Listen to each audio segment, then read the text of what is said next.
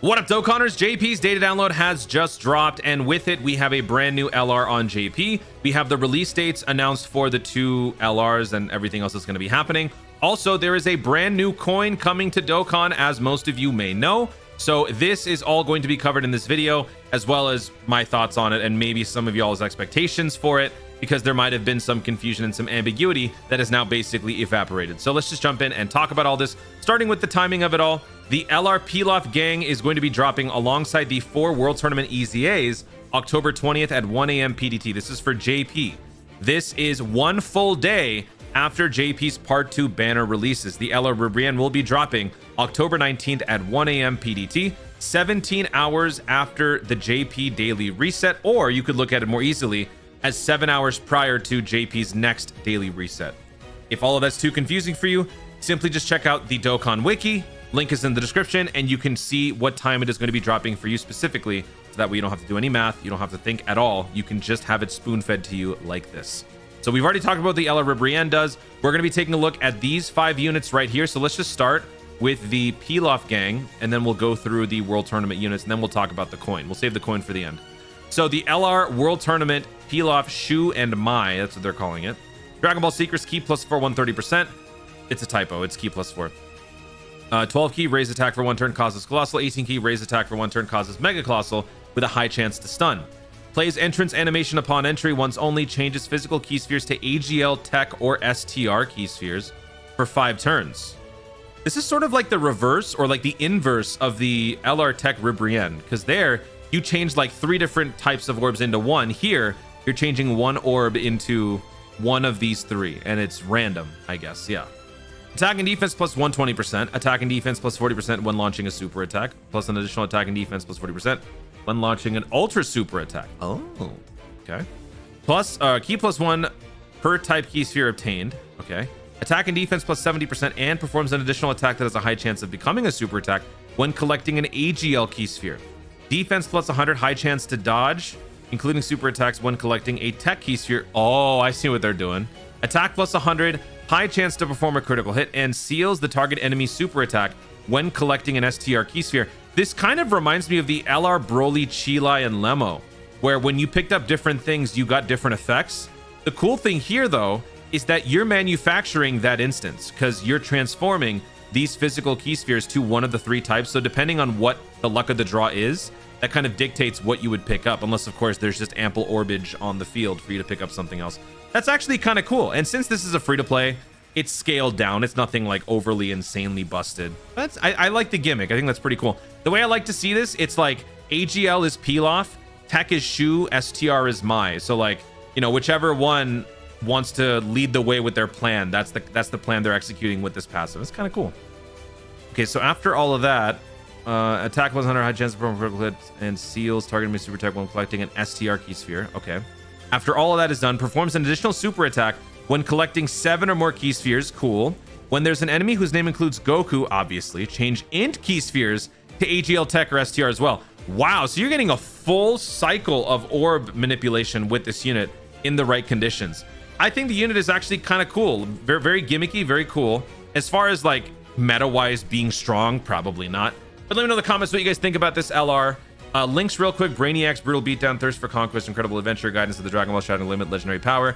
Categories: Dragon Ball Seekers, DB Saga, Terrifying Conquerors, Revenge, Earthlings, Earthbred Fighters, and Joined Forces. Okay. I think it's kind of a cool unit. Also, the art is pretty great. I actually really like this. So yeah, this is actually, can we let's go see the animations too. So yeah, this is the look at all that purple, baby. That looks cool. Okay, let's play the super attacks. Big shout out to the new Dokkan Wiki. We'll start with the 18 key. Tengen Toppa Guren Lagan. That's all that is. Yeah, and there's no other asset for them to be, you know, throwing anything at. All right, cool. That's the 18 key. Yep, it's free. Okay, and then for the 12 key, starts off with the same thing. Oh, but it's just him. It actually kind of reminds me of Gadget Warriors from Yu-Gi-Oh! Maybe even Magnet Warriors. All right, whatever. There you go. There's the animations. That's pretty cool. I like it. All right, now let's move on to to the 4 World Tournament characters. We'll start with the AGL Final Form Cooler. This guy becomes a... nobody cares about the leader skill. 12 key, raises defense for 1 turn, causes frame damage, and greatly lowers defense. Key plus 2 attack and defense plus 100. AGL types key plus 1 attack and defense plus 40. I think he gained a key support.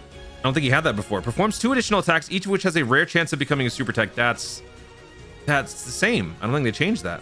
Plus an additional attack plus 20 up to 100. Chance to dodge plus 5 up to 50 with each attack performed.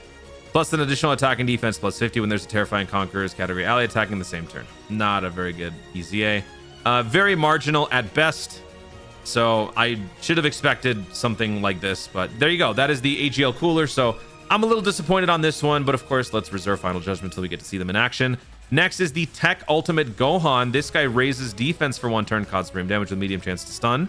E plus 3 attack and defense plus 150, plus an additional attack and defense plus 100 when HP is 50% or above. Plus an additional attack and defense plus 20 up to 58 with each super attack performed. Hello? This guy's actually got a pretty beefy stat line here. Performs an additional attack that has a high chance of becoming a super attack when there's a Majin Buu Saga category ally or enemy other than the character attacking in the same turn. So yeah, this guy could actually put up some nice defensive numbers. Okay. Not the unit I was expecting to get the big glow up from, but I guess relative to Cooler, this is a better EZA. Let me know what you guys think. Then we've got the Trunks. Please don't fumble the bag, Trunks. Cause supreme damage, raise attack and defense by 50% for 3 turns. Okay. I was hoping this would expand. Key plus 3 attack and defense plus 150. Good. Great chance of an additional attack and defense plus 150. Okay, sure. High chance of an additional defense plus 100. I just don't like this. I'm not a fan of the RNG stat boosts. And this is very reminiscent of Kid Goten and Trunks. It's kind of funny that this Trunks is getting something similar. Medium chance to crit, performs a crit guarantee within the same turn after receiving an attack. You don't want to be getting hit though before you attack. That's the thing about this guy. Plus an additional attack plus 50% when attacking. So yeah, this is also another marginal EZA. Pretty substantial in terms of like overall stats if you get them, but it's not always going to happen. And then last and certainly least, we've got the AGL Goku. I'm assuming this is also going to be fairly average. Kid Goku Giant Form, raises defense for 1 turn, causes supreme damage, attack and defense plus 100, plus an additional key plus 1 up to 3, attack and defense plus 59 up to 159 at the start of each turn, plus an additional attack and defense plus 59% when performing a super attack, plus an additional attack plus 59% and attacks effective against all types when all allies attacking in the same turn are Giant Ape Power category allies. Becomes Giant Ape when conditions are met, has a low chance to turn into Giant Ape. Okay. And then Giant Ape Form, greatly raises attack temporarily, causes destructive damage to the enemy, key plus 2 attack plus 59%. So yeah, fairly average EZAs. Let me know in the comments how you guys would rate those EZAs on a scale of 1 to 10. I guess if anything, tell me which of the 4 looks the most impressive. I feel like maybe this guy, just because Majin Buu Saga category enemies is a fairly common thing. I mean, I guess, I don't know. Maybe it's this guy. I don't know. They're all just very average to me, so I can't even decide. Let me know what you guys think, which one is the best one in the bunch in your eyes. And now lastly, let's talk about the coin. So the new coin that is coming up for JP and Global is the Legendary Summon Coin Limited. Now, we were given this announcement in the video, to be fair, that Global Dokkan, JP Dokkan Producers Letter video back when this was announced, what, a couple weeks ago? And at the time, I think I mentioned in my video that this could be interpreted in one of 2 ways. But the way that I interpreted it was that Legendary Summon Coins Limited means it's a brand new coin.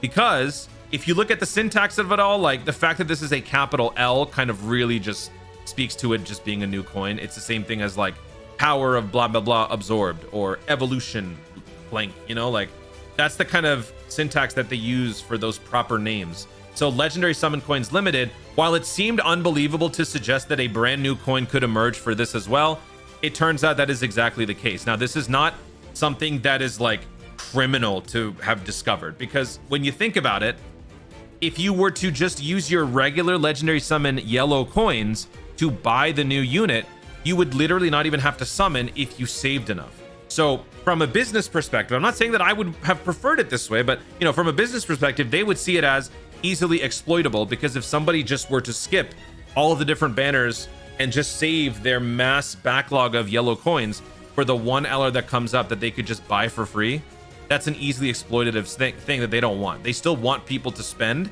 So if you're going to spend, they're going to give you a limited coin to pick up as a result of summoning. Now the question is going to be, are you going to be getting limited coins only, Or are you going to be getting yellow coins and the yellow or the legendary summon limited coin? That's one question we have to find out. Another thing is, will these limited coins expire after the banner goes away? Will this be a case-by-case situation, or will they allow you to at least build up a reserve of these legendary summon coins limited? I don't think you're going to be able to hold on to these. I think this is going to be temporary. This is just my theory, because if they were to allow you to store this, then you pretty much now have the old yellow coin is completely useless, right? The old yellow coin is now utterly and completely useless, thereby undercutting everyone's summons up until this point. So I feel like this is going to be something that is only active for the duration of the banner. So that way, like, for the 2-week span that the banner is out and you've done like 5 summons and you need another like 10 summons to get enough coins to buy the new LR, you only have the opportunity to do so for the next, for the remainder of that celebration. Those are my takes. Those are my thoughts anyway. So I'd love to know what you guys think about this. Of course, we will be finding out more information very, very soon. Global and JP are going into their part 2s, each one getting this new LR pity system thing. So both versions will be having this. So at some point within the next day or two, we should be finding out maybe more, hopefully more. If not, we will find out on the day of the banner. And when that time comes, I will also let you guys know in a video. That's it, guys. Thank you so much for watching. If you enjoyed the video, be sure to leave a like down below. Let me know in the comments your thoughts on the coin discovery or, situation, whatever you want to call it. What do you think about the new LR peel-off? What do you think about the 4 World Tournament EZAs? Are you excited for part 2? Let me know your thoughts overall, JP players, in the comments down below. Also, be sure to subscribe for more dope content in the future and click the notification bell so that you let YouTube know when you see more of my stuff. Do it. Thanks again. Stay tuned and remember to Dokkan responsibly.